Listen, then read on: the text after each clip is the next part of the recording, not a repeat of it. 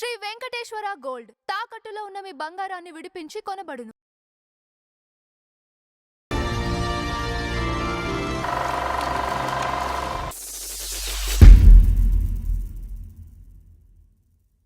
నమస్కారం నందన హరిచంద్రరావు గారు. నమస్కారం అంజుబాబు గారు. ఇప్పుడు మన ఫ్లాష్ బ్యాక్ లో ఏంటంటే కొంతమందిని చెప్పిన తర్వాత వాళ్ళకి లింక్స్ ఉంటాయి చూసారా, ఆ లింక్స్ కూడా ఖచ్చితంగా మనం చెప్పి తీరాలండి, లేకపోతే మనకి పాపం.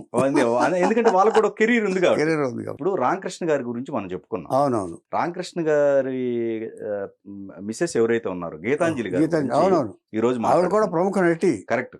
సో ఆయనకి సెకండ్ మ్యారేజ్ గీతాంజలి గారు. సో అది ఫస్ట్ మ్యారేజ్, ఈవిడికి first marriage. Correct. So Geetanjali గారి కెరీర్ ఆ రోజు మాట్లాడుకోవాలి రామకృష్ణ గారి దాంట్లో. అంతే. సో ఆవిడ గురించి చెప్పాలండి, మాట్లాడుకుందాం. శ్రీ సీతారాముల కళ్యాణము చూతమురారండి. ఇది ఎన్టీ రామారావు గారి సినిమా సీతారామ కళ్యాణంలో పాట.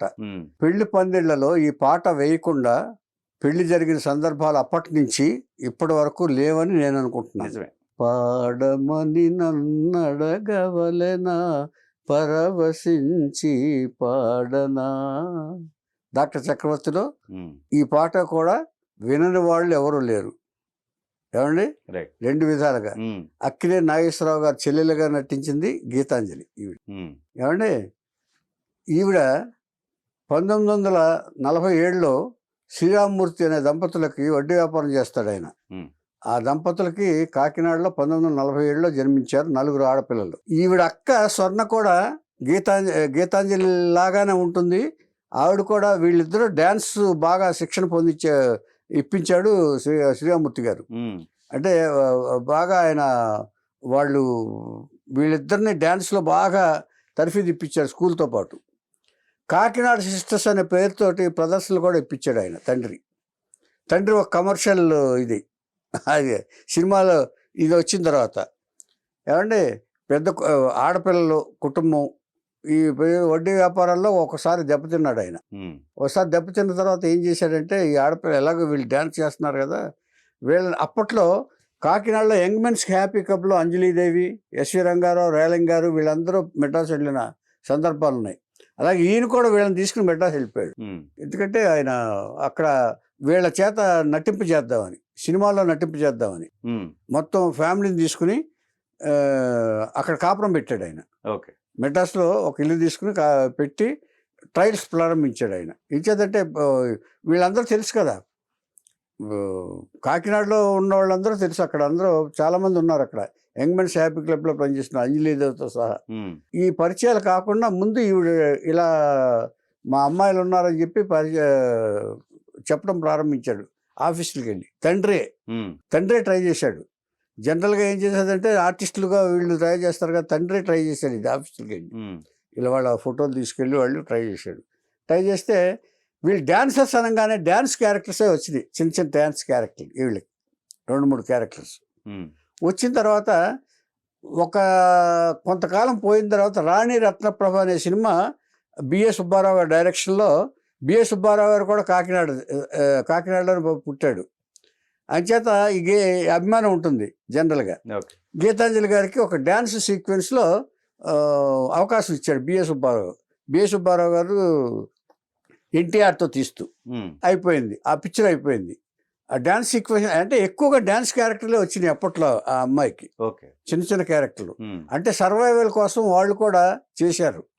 అంటే నటిగా ఎస్టాబ్లిష్ కాదు అప్పటికి, ఓన్లీ డాన్సర్గానే ఎస్టాబ్లిష్ అయింది. ఇది అయిన తర్వాత రష్ వచ్చింది.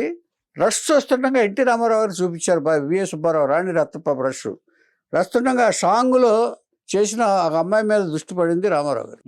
ఆ అమ్మాయి ఎవరన్నారు? ఆ అమ్మాయి ఎవరంటే గీతాంజలి అండి. మన అసలు పేరు మణి, ఆ అమ్మాయి పేరు మణి ఒరిజినల్గా. మణి అండి మా కాకినాడ తాలూకా అమ్మాయి, శ్రీరామూర్తి కూతురు. వాళ్ళిద్దరు సిస్టర్స్ మంచి డాన్సర్స్, బాగా కాకినాడ సిస్టర్స్ అని ప్రోగ్రామ్స్ కూడా ఇచ్చారు అని చెప్పారు ఆయన. ఈ అమ్మాయి నేను తీయబోయే సీతారామ కళ్యాణంలో సీత పాత్రకు పెర్ఫెక్ట్గా సరిపోతుంది నాకు. ఆ అమాయకత్వం అప్పుడే 15 ఏళ్ళు ఎంత ఉంటుంది ఆ అమ్మాయికి, అంతే. ఆ అమాయకత్వం, ఆ కళ్ళు, ఇది నాకు సరిపోతుంది, మీరేమంటారు అన్నాడు సుబ్బారావు గారిని. అంటే మీ ఆలోచన కరెక్ట్ అండి, మీ జడ్జిమెంట్ కరెక్ట్, చాలా బాగుంటుంది అన్నాడు ఆయన. అలాగా సీతారామ కళ్యాణంలో హర్నాథ్ రాముడుగా, హర్నాథ్ కూడా కాకినాడ వాడే, హర్నాథ్ రాముడుగా, గీతాంజలి సీతగా ఫిక్స్ చేశారు. అంటే రామారావు గారి జడ్జిమెంట్ ఎంత కరెక్టో ఇప్పుడు మనం కూడా మాట్లాడుకోవాలి ఒకసారి. రామారావు ఎప్పుడు ఏం చేసినా కూడా ఎంత కరెక్ట్గా జడ్జి చేస్తారనే దానికి ఉదాహరణ అందరు ఆర్టిస్టులకి ఆయన అలా సపోర్ట్ చేశాడు. ఆయన రామారావు గారిని టచ్ అయిన ఆర్టిస్ట్ ఎవరు లేదు, సోమన్ బాబు, కృష్ణ గారితో సహా. ఇలాగ సీతారామ కళ్యాణంలో విపరీతమైన పేరు వచ్చేసింది. సీతారామ కళ్యాణ్ గీతాంజలిని ఏడిపించేవాడు ఈయన హర్నాథ్ గారు. ఏం చేస్తారంటే, మన ఇద్దరికి తాళి కట్టే సన్నివేశం, నేను నిజంగా తాళి కట్టేస్తా అనేవాడు. అబ్బో అనేది ఈవిడ ఊరికే, నీకు తెలుసా, నీకు నేను కట్టపోయేది ఒక ఎన్ని 1, 2, 3 వేస్తే చాలు జనక సినిమాకి, కానీ నేను 3 3 వేసేస్తా నీకు అన్నాడు. తండ్రి కూడా అక్కడే ఉండేవాడు. ఇక దాంతో బ్రహ్మాండమైన పేరు వచ్చేసింది గీతాంజలికి. తర్వాత వరుసగా సినిమాలు వస్తున్నాయి. ఇదే టైంలో ఉండగా ఇల్లాలు అనే సినిమా ఎల్వి ప్రసాద్ గారు డైరెక్ట్ చేశారు. గీతాంజలి హీరోయిన్, సాఫ్ట్ క్యారెక్టర్, భారీ క్యారెక్టర్. ప్రసాద్ అని హీరో అనుకుంటాను, ప్రసాద్ అనే అతను చేశాడు. ఎల్వి ప్రసాద్ గారు కొత్త ఆర్టిస్టులో తీస్తూ గీతాంజలి గారిని హీరోయిన్గా వేసి, చాలా మంచి సబ్జెక్టు. ఎల్వి ప్రసాద్ గారి డైరెక్షన్లో యాక్ట్ చేసింది. ఫస్ట్ ఎన్టీ రామారావు డైరెక్షను, తర్వాత ఎల్వి ప్రసాద్ గారి డైరెక్షను, తర్వాత ఆదిత్య సుబ్బారావు గారి డైరెక్షన్లో డాక్టర్ చక్రవర్తి. ఇలాగే అన్నపూర్ణ సంస్థలో చేసింది. ఇలాంటి మంచి క్యారెక్టర్లు చేస్తూ ఈవిడ ఎస్టాబ్లిష్ అయింది, నటిగా ఎస్టాబ్లిష్ అయింది. అదేలేండి, సాఫ్ట్ క్యారెక్టర్. ఫస్ట్ ఏమో డాన్సర్, ఫస్ట్ డాన్సే ఇచ్చారు, ఎవరు తెలియదు కదా ఆయనకి. ఇచ్చిన తర్వాత ఆ తర్వాత నాగేశ్వరరావు గారితో చెల్లెలుగా యాక్ట్ చేసిన తర్వాత, చెల్లెలంటే ఇలాగే ఉండాలి, చెల్లెలంటే ఈవిడే అన్నారు. ఈవిడికి ఒకసారి వచ్చింది పేరు, చంద్రకళ గారికి ఒక చెల్లెలుగా మంచి పేరు వచ్చింది. అన్నయ్య సన్నిధి చంద్రకళ గారి, ఏమంటే ఆడపడుచులో ఆడపడుచు అనే టైటిలే ఆవిడ మీద తీశారు. సో ఈవిడికి విపరీతమైన మంచి పేరు వచ్చింది. ఈవిడ చనిపోతుంది గీతాంజలి చెల్లెలు ఈ సినిమాలో. ఏమంటే అలాగా మంచి పేరు వచ్చిన తర్వాత ఇల్లాలు, ఎల్వి ప్రసాద్ గారు ఇల్లాలు తీశారు. ఈయన తర్వాత ఇక వరుసగా సినిమాలు స్టార్ట్ చేసింది. స్టార్ట్ చేసిన తర్వాత ఇక ఈ శ్రీరామ్మూర్తి గారికి ఏంటంటే ఎక్కువ, కొంచెం సినిమాలు బాగా చేయించారు. ఏ సినిమా వస్తే ఆ సినిమా చేయించేస్తాడు. ఇలా ఉంటుండగా పద్మనాభం గారు దేవత అనే సినిమా తీస్తున్నాడు. ఆయన దేవత అనే సినిమాలో పద్మనాభం గారు జోడీగా గీతాంజలి గారిని అడిగాడు. ఆయన చేసేసింది. చేసేసిన పద్మనాభం గారు వదిలిపెట్టలే. పద్మనాభం గారు మంచి హీరోయిన్ కదా ఈవిడ.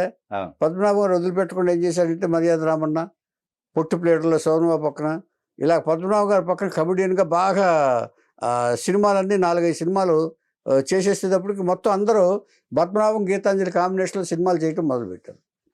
వరుసగా సినిమాలు పద్మనాభం కాంబినేషన్లో వచ్చేసినాయి. ఇలా అయ్యేటప్పటికి ఈవిడ ట్రెండ్ మారిపోయింది. ఇక ఎందుకమ్మా ఇలాగ చేస్తున్నావు, ఇంతలా చేస్తున్నావు అంటే, ఏం చేయను అని చెప్పి పద్మనాభం గారు కూడా పోనీ పద్మనాభం గారు పక్కన చేసిన తర్వాత మళ్ళీ మంచి క్యారెక్టర్లు వచ్చారంటే రాలా. ఇంకా ఆ కాంబినేషన్ వెళ్తాం. ఆ కాంబినేషన్ వెళ్ళిపోయి హాస్య పాత్రలకు వచ్చేసింది. ఇందులో తేడా ఏంటంటే, వాణిశ్రీ గారు ఎక్కువ హాస్య పాత్రలు చేసి హీరోయిన్ గా ఎదిగింది. ఫస్ట్ లో చిన్న క్యారెక్టర్లు చేసుకుంది, చిన్న క్యారెక్టర్లు. శ్రీకృష్ణ తులాభారంలో వసంత ఒకటి పక్కన కూడా చేసింది, పద్మనాభం గారి పక్కనే వాణిశ్రీ. ఈవిడ ఏం చేసిందంటే, మంచి క్యారెక్టర్లు వేసి హాస్య పాత్రలకి మోల్డ్ అయింది, పరిమితం అయ్యారు, మోల్డ్ అయింది. ఇలా ఉంటుండగా ఇంకొక టర్నింగ్ పాయింట్ ఏంటంటే, తోడు నీడలో హీరో రామకృష్ణ గారి కాంబినేషన్లో సినిమా జరిగింది. అందులో ఆయన పక్కన గీతాంజలి గారిని వేశారు. అంటే అందులో రామారావు గారు తమ్ముడు అనుకుంటారు మన ఈయన రామకృష్ణ గారు. చేసి వాళ్ళకి డ్యూయెట్ కూడా ఉంది. డ్యూయెట్ ఉన్న తర్వాత గీతాంజలి గారిని చూసిన తర్వాత రామకృష్ణ గారికి ఒక అభిప్రాయం కలిగింది. ఒక చిన్న ఆవిడ మీద ఒక ఇష్టం లాంటిది ఏర్పడింది. ఇక అక్కడి నుంచి వరుసగా పింజల్ సుబ్బారావు గారు అనే నిర్మాత తీసిన సినిమాలో రణబేరి, హంతకులు వస్తున్నారు జాగ్రత్త, రాజయోగం, కాంతారావుతో రాజయోగం, ఇలాగ ఈ సినిమా దాసు గారు తీసిన రాజయోగం, దాసు గారు 125 రూపాయలతో తీశారే ఆ సినిమా రాజయోగం. అందులో క్రౌడ్ ఫండింగ్ అవును. ఇలాంటి సినిమాలన్నీ చేస్తూ కాంబినేషన్స్ వచ్చేసినాయి. రామకృష్ణ గారి కాంబినేషన్లో దాదాపుగా 5-6 సినిమాలు చేశారు. అప్పుడు రామకృష్ణ గారు ఏం అడిగారంటే తండ్రితోటి, మీ అమ్మాయికి పెళ్లి చేయదలుచుకో, ఆ అమ్మాయికి ఇంకా పెళ్లి కాలేదు కదా, అప్పుడే 16, 17, 18 ఆ సంవత్సరాలు. ఆ 3 ఏళ్లలోనే ఆవిడ ఎస్టాబ్లిష్ అయిపోయింది. పెళ్లి చేయలేదు కదా, మరి ఏమనుకుంటున్నారండి? చేయాలంటే మంచి కుర్రాడు దొరకాలి కదా, దొరికితే చేస్తారు అన్నాడు. దొరికితే చేస్తారంటే సరే. ఆవిడ గీతాంజలి గారిని ఈయన ఎంత కేరింగ్గా చూసుకుంటున్నాడో అబ్జర్వ్ చేశాడు ఆయన. కొంచెం బ్రేక్లో భోజనాలు చేయటం, ఏదన్నా తను తెచ్చుకున్నది ఇష్టం, ఇది రామకృష్ణ గారి దాంట్లో చెప్పాను నేను. ఏమండి ఇట్లా కేరింగ్గా చూసుకునేటప్పుడు ఏ తండ్రి అయినా కోరుకునేది ఏముండి, ఎవరైనా ఏ తండ్రి అయినా కూడా భర్త ఎలా చూసుకుంటాడనేది ఆలోచిస్తారు. అది రామకృష్ణ గారిలో చూశాడు ఈయన. భార్యను బాగా చూసుకోగలడు ఈయన అనే చూశాడు. ఒకసారి రామకృష్ణ గారే తండ్రిని అడిగాడు, గీతాంజలి కాదు, పద్ధతిగానే వెళ్ళాడు ఈయన కూడా పద్ధతిగానే వెళ్ళాడు. పద్ధతిగానే వెళ్ళి మరి నాకు ఇవ్వగలరా మీరు, నేను బాగా చూసుకుంటాను అని చెప్పి తండ్రి చెప్పాడు. అప్పుడు ఆయన అడిగాడు, నేను మా అమ్మాయిని అడిగి చెప్తానండి అని చెప్పి గీతాంజలితో చెప్పాడు. గీతాంజలి ఏమందంటే, ఏమంటే నేను ఇప్పుడు నాన్నగారు బిజీగా ఉన్నాను కదా, నేను ఇప్పుడు సినిమాలు ఇంకా అప్పుడే సినిమా కెరీర్ ఎక్కడ అయిపోయింది, ఇప్పుడే బిగినింగ్లో ఉన్నాం మనం, 3-4 సంవత్సరాలు అయింది. అంచేత కొన్ని ఇప్పుడే పెళ్లి మాట ఎందుకంటే, కాదమ్మా అన్ని వేళలా ఇలాంటి వాళ్ళు మనకు అల్లులుగా దొరకరు, ఇలాంటి కుర్రాళ్ళు దొరకరు మనకి. ఇంచేతంటే నీ పట్ల ఇష్టం ఉంది, ప్రేమ ఉంది, పైగా జాగ్రత్తగా చూసుకోగలడని నాకు నమ్మకం ఉంది. అంటే ఇంతకంటే నేను తండ్రిగా నేనేం చూస్తానమ్మా, సినిమాలంటే ఏముంది, ఎప్పుడు చేసుకోవచ్చు. అంచేత ఇంతవరకు చేసింది బాగానే చేసావు కదా, నువ్వు మంచి మంచి పేరు తెచ్చుకున్నావు, చాలా సినిమాలు చేసావు, ఇక చాలమ్మా, ఒక చోట సెటిల్ అవ్వటం మంచిది అని చెప్పాడు, కన్విన్స్ చేశాడు. సరే, ఏదైనా తండ్రే. సినిమాలు ఈ పద్మనాభం గారి సినిమాలు ఒప్పుకోవడానికి కూడా తండ్రే కారణం. ఇంచేతంటే లేకపోతే ఆవిడ డెసిషన్స్ తీసుకునే స్థితిలో లేదు ఆవిడ. ఎందుకంటే ఫ్యామిలీ, ఈ శ్రీరామూర్తి గారి అభిప్రాయం ఏంటంటే, 4 ఆడపిల్లలు, వాళ్ళ బాగోగులు చూసుకోవాలి, పెళ్ళిళ్ళు గిళ్ళిళ్ళు అన్నీ చేయాలి కాబట్టి ఈయన ఏంటంటే వచ్చిన సినిమాల్లో ఒప్పుకోవాలని ఈయన తాపత్రయం. సో చేసేసాడు ఆయన. One way or other satisfied Sriramamurthy గారు ఫైనాన్షియల్గా కూడా. ఈ సెటిల్ చేయడానికి సరిపోయింది అది. ఇప్పుడు డెఫినెట్గా ఒక చేంజ్ ఓవర్ కావాలి, టర్నింగ్ పాయింట్ కావాలనుకున్నప్పుడు రామకృష్ణ గారిలో ఆయన ఆ అమ్మాయికి తగిన భర్తని ఆలోచించాడు. సరే, చేసిన పెళ్లికి ముందు ఏం చెప్పాడంటే ఆయన గీతాంజలి గారికి, రామకృష్ణ గారు, నువ్వు పెళ్లి తర్వాత నటించడం మానేయాలి అన్నాడు. అదేమంది ఆవిడ, షాకు. ఎందుకంటే మన ఇద్దరం నటించామనుకో, ఇద్దరం షూటింగ్లో బిజీ అయిపోతాం, రేపు మన పిల్లలు పుడతారు, వాళ్ళ కేరింగ్ ఎవరు కూడా ఏ పని మనుషులకు అప్పచెప్పేసి ఇచ్చేయటం అనేది నాకు ఇష్టం లేదు. ఒక సంసారపక్షంగా మనం ఇచ్చేసుకుంటే బెటరు, నేను సంపాదిస్తాను, నీకే ఇబ్బంది లేకుండా నేను చూసుకుంటాను అని కన్విన్స్ చేశాడు ఆయన. సరే, తండ్రి కూడా ఒప్పుకున్నాడు. ఆవిడకి కూడా అలాగే అనిపించింది. అప్పటికే దాదాపుగా ఎన్నో సినిమాలు చేసేసింది.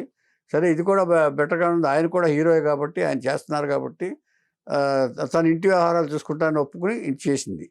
చేసినంత వాళ్ళిద్దరికీ ఒక కొడుకు పుట్టాడు. ఈ రామకృష్ణ గారికి ఏంటంటే, ఈ రామకృష్ణ గారి దాంట్లో చెప్పాను నేను, రిస్ట్రిక్షన్స్ ఎక్కువ కొంచెం. ఏం చేద్దంటే తన ఫ్యామిలీని పొసెసివ్నెస్ అంటారు దీన్ని. ఇప్పుడు ఎప్పుడు తన భర్త తనతోనే ఉండాలని భార్య ఎలా అనుకుంటుందో, ఈ రామకృష్ణ గారు కూడా తన భార్య పిల్లలు తనతోనే, ఎక్కడ బయట ఎక్కడ ఇది లేకుండా తనకే సొంతం అవ్వాలని ఆలోచించే వాళ్ళు రామకృష్ణ గారు మొదటివాడు. అంచేత వాళ్ళని ఎక్కడ దేనికి ఇచ్చేసేవాడు కాదు ఆయన. ఇంట్లోనే ఉండి మీరు హ్యాపీగా మీరు ఇచ్చేయండి లైఫ్ని అని చెప్పి, పిల్లల్ని చూసుకో అని చెప్పేసి చెప్పేవాడు ఆయన. ఒక కొడుకు పుట్టాడు, శ్రీనివాస్ అనే కొడుకు పుట్టాడు. ఆ శ్రీనివాస్ కూడా తర్వాత లవ్ మ్యారేజ్ చేసుకున్నాడు. ఇలా ఉంటుండగా ఈయనకి ఈ కిళ్ళిళ్ళు అవటం ఇది అలవాటు, మిగతా అలవాట్లు ఏం లేవు. ఒక కిళ్ళి మాత్రం వేసుకునేవాడు. తర్వాత సెక్యూరిటీ ఏర్పాటు చేశాడు ఈయన రామకృష్ణ గారు. చెప్పాను నేను ఇదివరకు.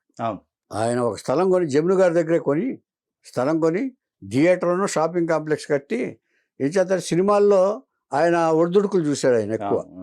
ఒకసారి ఇది వస్తుంది, తర్వాత గీతాంజలితో పెళ్ళైన తర్వాత ఆయనకు అదృష్టం కలిసి వచ్చింది. వరుసగా ఒక ఏవిఎం వారి ఆ. నోము సక్సెస్ అయింది, బాగా సూపర్ హిట్ అయింది, హీరోగా 22 సినిమాలు వచ్చినాయి. సో ఆయన ఎప్పుడు ఏం చెప్తాడంటే గీతాంజలి పెళ్లి చేసుకున్న తర్వాత నాకు కలిసి వచ్చిన నా అదృష్ట దేవత గీతాంజలి అని అనౌన్స్ కూడా చేశాడు ఆయన, స్టేట్మెంట్ కూడా ఇచ్చాడు ఆయన. ఇలాగా వాళ్ళ 3 పువ్వులు 6 కాయలుగా బాగా ఎస్టాబ్లిష్ అయిపోయాడు, ఇది అయిపోయాడు. ఆ తర్వాత సినిమాలు తగ్గటం మొదలుపెట్టిన తర్వాత ఆయన గ్రహించేశాడు, సో నేను జాగ్రత్త పడాలి, ఇప్పుడు వచ్చిన దేవుడిచ్చిన నాకు ఈ అవకాశాన్ని నేను సద్వినియోగం చేసుకోవాలని చెప్పేసి జముడు గారి స్థలం అమ్ముతుంటే ప్రైమ్ ఏరియా పానగల్ పార్క్ ఇది, ఇక్కడ ఈ స్థలంలో అమ్ముకుంటే ఒక థియేటర్ కట్టి షాపింగ్ 5 షాపులు కట్టి రన్ చేయటం మొదలుపెట్టాడు ఆయన. అంటే ఇప్పుడు వీడి సినిమాలు ఉన్నా లేకపోయినా దాంట్లో ఆదాయం వస్తుంది, ప్రివ్యూలు వేసుకుంటారు అక్కడ, షాపులు అద్దులు వస్తాయి. తర్వాత ఆ పక్కన పెట్రోల్ బంక్ ఉంది, వాడు ఖాళీ చేయలేదండి, తర్వాత ఖాళీ చేయించుకున్నారు. ఏమండి ఇలాగా సెక్యూర్ చేసేసాడు మొత్తం సినిమా. అంటే జాగ్రత్త పడ్డాడు, తను ఎన్నో బాధలు పడ్డాడు ఆయన. అలాగే సినిమా లైఫ్ అనేది ఇబ్బందులకరమని ఆయనకు తెలుసు, అందుకని ముందే జాగ్రత్త పడి చేశాడు ఆయన. ఇలా ఉంటుండగా ఈయన ఒక 2004లో ఆయన క్యాన్సర్ వ్యాధితో మరణించాడు. ఎక్కువ మరణించడం ఏంటంటే ఆయనకి భయం ఎక్కువ, ఏదైనా ఒంట్లో బాగపోతే నేనేమైపోతాను అనే భయంతో ఇవన్నీ సెక్యూర్ చేసుకున్నాడు ఆయన. రామకృష్ణ గారికి భయం ఎక్కువ, జీవితం అంటే జాగ్రత్త ఒకటి, భయం కూడా ఉంది. ఏమండి ఈయన్ని హాస్పిటల్లో 11 మంది మధ్యలో పెడితే నేను చెప్పాను దాంట్లో. ఏమండి ఒక్కొక్కళ్ళు చనిపోతుంటే ఈయనకి భయం వేసేసి చివరికి 4 మిగిలారు. తర్వాత ఈయన ఇంటికి వచ్చి డిశ్చార్జ్ అయిపోయి తర్వాత ఆయన చనిపోయాడు. డిశ్చార్జ్ అయ్యి లోపే కదా, లోపే చనిపోయాడు. డిశ్చార్జ్ అయ్యి లోపే ఆ భయంతో. అంటే పిల్లలతోటి భార్యతోటి అనేవాడు, నేను నాకేదో నమ్మకం కలగట్లేదు, వీళ్ళందరూ వెళ్ళిపోతున్నారంటూ ఇచ్చాడు, ఏం పర్లేదు అన్నట్టు ధైర్యం చెప్పేవాడు. అయిన తర్వాత కొడుకుని తను అనుకున్నాడు, కొడుకుని హీరోగా చేయాలని అనుకున్నాడు. కానీ ఈ లోపల అతను ఒక లవ్ మ్యారేజ్ కూడా పెద్ద ఇంటి అమ్మాయిని చేసుకున్నాడు. 3000 కోట్ల ఆస్తున్న అమ్మాయిని లవ్ మ్యారేజ్ చేసుకున్నాడు కొడుకు. బట్ అతనితో వచ్చేసింది. అదొక అంతే ఇన్ఫాస్చుయేషన్ వల్ల, తప్పలేదు. ఇది అయిన తర్వాత గీతాంజలి గారు హైదరాబాద్ షిఫ్ట్ అయిపోయి కొడుకుని హీరో చేయాలనుకుని ట్రై చేసింది ఆవిడ. పాపం సిన్సియర్గా ట్రై చేసి మా గురువుగారి దగ్గరికి తీసుకొచ్చింది, అందరు డైరెక్టర్స్కి పరిచయం చేసింది. కానీ 1-2 సినిమాలు చేసినా కూడా పెద్ద కలిసి రాల, ఆయన ఫ్లరిష్ అవ్వాల శ్రీను గారు. చివరికి గురువు గారు అతను విలన్గా పరిచయం చేస్తానన్నారు. ఈ లోపల గురువు గారు వెళ్ళిపోయారు ఆయన. ఏమండి ఇది అయిన తర్వాత ఈవిడ 2019లో సడన్గా, అప్పటి వరకు బాగానే ఉంది, బిగ్ బాస్ టీవీ చూస్తుందంట ఆవిడ, చూస్తూ లోపలికి వెళ్ళింది, మర్నాడు లేవల. సో అలాగే 2019లో ఈవిడ మరణించింది. ఇప్పుడు శ్రీను ఫ్యామిలీ వాళ్ళందరూ ఇక్కడ ఉన్నారు. సో ఓవరాల్గా ఏంటంటే గీతాంజలి గారు ఒక రేంజ్ నటిగా స్టార్ట్ అయింది కెరీర్ ఆవిడది, రేంజ్ నటిగా. సావిత్రి గారి లాగా ఉండేది ఆవిడ కూడా, ఇది ఉండేది గీతాంజలి. ఏమంటే మంచి పాత్రలు చేసి, మరపురాని పాత్రలు చేసి, ఆ తర్వాత సెకండ్ ఇన్నింగ్స్లో కూడా ఒక నానమ్మగా కూడా చేసింది. ఒక 15-20 పిక్చర్లు ఇక్కడ హైదరాబాద్ వచ్చిన తర్వాత సపోర్టివ్ క్యారెక్టర్ కూడా చేసింది ఆవిడ. కొడుకుని చేద్దాం అనుకుంది, బట్ ఆవిడకి వచ్చింది తల్లికి. సీరియల్స్లో కూడా చేసింది. అంచేత ఇలాగా ఉంటుండగా హ్యాపీయెస్ట్ లైఫ్ లీడ్ చేస్తూ అంచేత సెక్యూర్ చేస్తాడు ఆయన. ఎవరిలాగా మిగతా హీరోయిన్ లాగా దీని కూడా బాధపడలే. అంచేత కొడుకు వాళ్ళకి బాధ్యతలు అప్పచెప్పేసి ఆవిడ 2019లో ఆవిడ తుదిశ్వాసం ఇచ్చారు. ఇక్కడ గీతాంజలి గారిది అంతా బాగుంది, కెరీర్ ఆపకుండా ఉన్నట్టయితే బాగుండేది రామకృష్ణ గారు అనిపించింది. రామకృష్ణ గారు కదండి, మంచి సినిమాలు చేస్తున్నారు. అవును, ఒక మంచి కాంబినేషన్. అవును, క్యారెక్టర్లు కూడా మంచి క్యారెక్టర్లు పడ్డాయి. అంటే రామకృష్ణ గారికి ఒక భయం ఉందండి, ఇప్పుడు సినిమాలు చేస్తా ఉంటే తనకు అందుబాటులో ఉండదేమో ఈవిడ, తనను వదిలి వెళ్ళిపోవచ్చేమో అని భయం కూడా ఉండేది ఆయనకి. ఆయన మనస్తత్వం ప్రకారం, ఆయన మనస్తత్వం మేమిద్దరం బాగా క్లోజ్. ఇచ్చేత వెడ్డ రమేష్ గారి ఆఫీస్ ఇది, ఇక్కడ ఇది ఉంటే ఆ పక్కన రామకృష్ణ గారి ఇల్లు. ఓకే. ఆయనకి నేను సీరియల్ కథ కూడా వినిపించాను ఒకసారి. నేను ఆయన చేస్తానంటే వాళ్ళ ఇంటికి వెళ్ళి నేను కథ వినిపించాను నేను. ఓకే. అలాగే మీ ఇద్దరం బాగా క్లోజ్గా ఉండేవాళ్ళం. ఏదేమైనా ఇక్కడ కెరీర్ మధ్యలో అంటే కొన్ని అదే చెప్పాను అనిపించింది. కానీ ఎక్కువ సినిమాలు చేస్తే వాళ్ళిద్దరి మధ్య సయోధ్య ఉండదేమో అనే భయం రామకృష్ణ గారిలో ఉంది. ఎందుకంటే ఇద్దరు ఒకే ఫీల్డ్ కదా. ఇచ్చేదంటే చాలా మంది ఫ్యామిలీస్, సెలబ్రిటీ ఫ్యామిలీస్ ఇద్దరు ఒకే స్టేజ్లో ఉంటే ఈగో ప్రాబ్లమ్స్తో సెపరేట్ అయిన వాళ్ళు చాలా మంది ఉన్నారు. అది ఇష్టం లేదు రామకృష్ణ గారు. ఇంకో విషయం ఏంటంటే ఈయనకి ఆల్రెడీ ఒక పెళ్ళయింది, విడాకులు ఇచ్చింది. అది గీతాంజలికి తెలియదు. గీతాంజలి తర్వాత చెప్పింది, పెళ్ళైనట్టు తెలుసుంటే నేను అసలు చేసుకునేదాన్ని కాదు ఎంత ఇదైనా అని ఆవిడ తర్వాత ఎక్స్ప్రెస్ చేసింది. కానీ తెలియకుండా అసలు పెళ్లి ప్రస్తావన లేకుండానే పెళ్లి చేసేసుకున్నారు.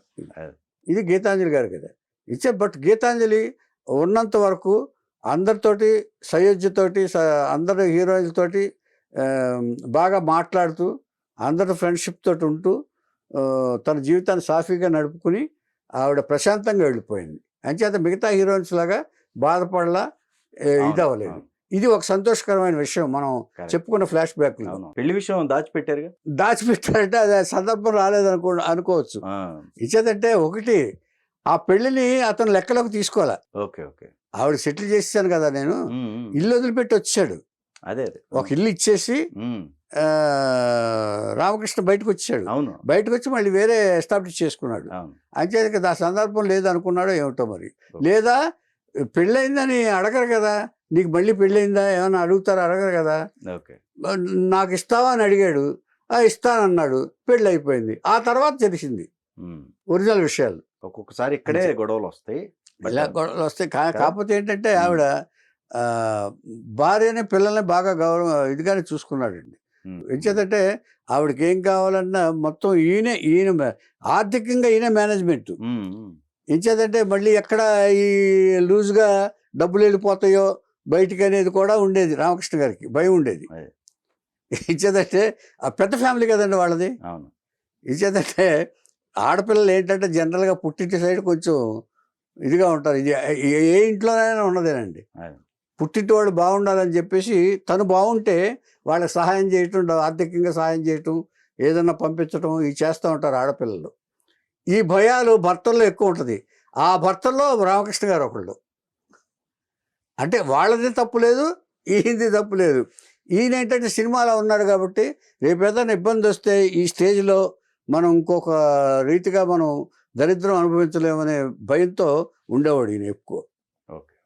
ఇచ్చేత చాలా మంది బాధలు పడ్డారు. చాలామంది ఆర్టిస్టులు ఒక వెలిగిన తర్వాత దరిద్రాన్ని అనుభవిస్తూ అకాల మరణం పాలయ్యారు. అంచేత ఆ స్థితి తెచ్చుకోవడం ఇష్టం లేక రామకృష్ణ గారు అతి జాగ్రత్త పడ్డాడు. ఆయన తప్పులేదు. ఇచ్చేతంటే ఆయన భార్య పిల్లల్ని సక్రమంగా చూసుకున్నాడు, ఒక ఇల్లు కట్టించి ఇచ్చాడు, వాళ్ళకి ఆధారం కల్పించి ఇచ్చాడు. ఇంతకంటే ఏమవుతుంది? ఇది హ్యాపీయెస్ట్గా ఫ్యామిలీ ఇలా ఉండాలని కోరుకోవాలి మనం అందరం.